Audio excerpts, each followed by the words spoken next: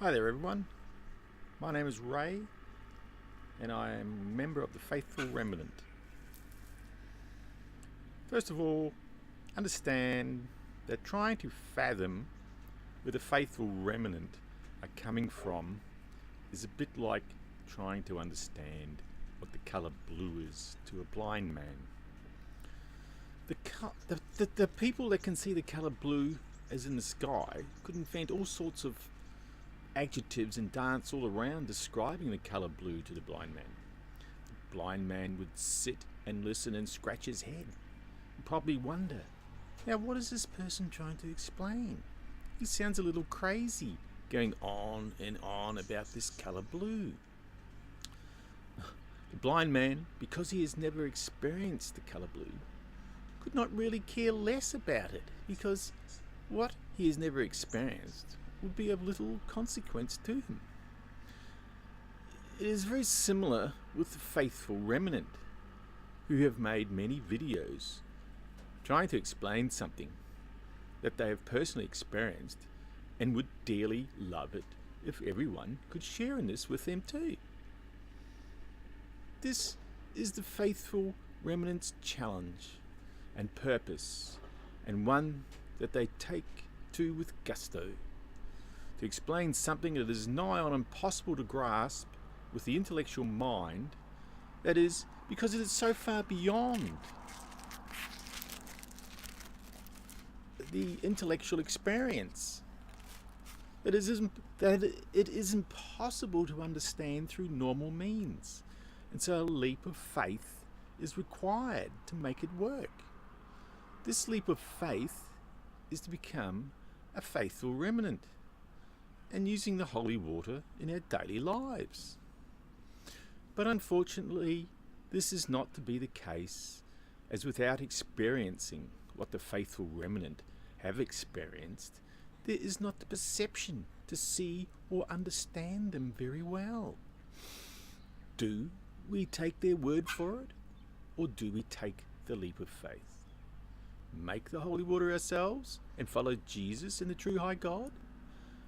No matter which way you bend it, twist it in your own mind, it is always going to come out that the true high God is the true high God, the creator of us and all things. When he is distinctly asking us to do something, like a father would ask one of his children to do something, and how normally that child, if he obeys his father and does what is asked of him, comes out feeling better within himself, and the father is then pleased for his son. Now, of course, if the son says, no, I do not want to do what you ask, and would prefer to kick back and be slack, then the child will feel guilty and the father will be angry. It is a natural reaction. It is the same with our Creator. When He is distinctly asking us to do something, then we need to take notice with our complete attention and say, yes, I will do this for you, because you made me, created me, and gave me life, for which there is not enough gratitude in the entire world to repay you for. And so yes, of course, I will do this, what you ask of me, to become a faithful remnant and be a warrior for you. To refuse to do what your father is asking would surely seem as an insult to him, just like a child. You could be in for some sort of punishment. Now, by becoming a faithful remnant, we receive the graces from our Father and the benefits in our own lives to a very large degree.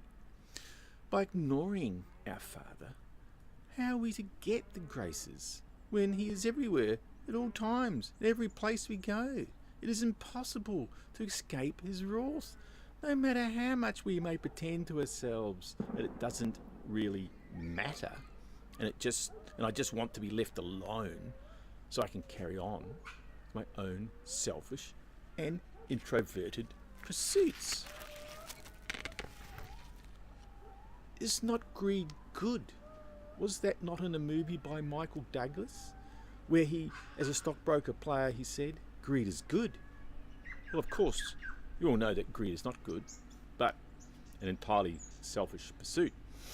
So why should we have to help our Creator when all we are really interested in is in ourselves?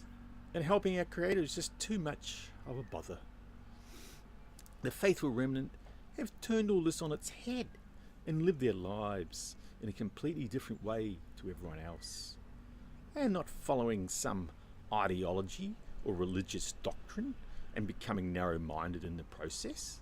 No, instead they are living the divine truth bestowed on them by the holy water from our Creator, because they are in fact doing what the Creator has asked them to do in His hour of need. How little do the people understand what it is to be a faithful remnant in this day and age. The faithful remnant are here on earth and appear just like everyone else, except they are not just like everyone else.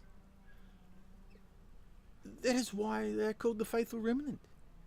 And it is beyond the understanding of the intellectual mind, no matter how much they may be scrutinized, analyzed, or any of the endless assumptions that may be thrown in their direction. None will be correct, because as the faithful remnant understands, it is beyond the grasp and understanding of mere words. Thank you for listening. All the best.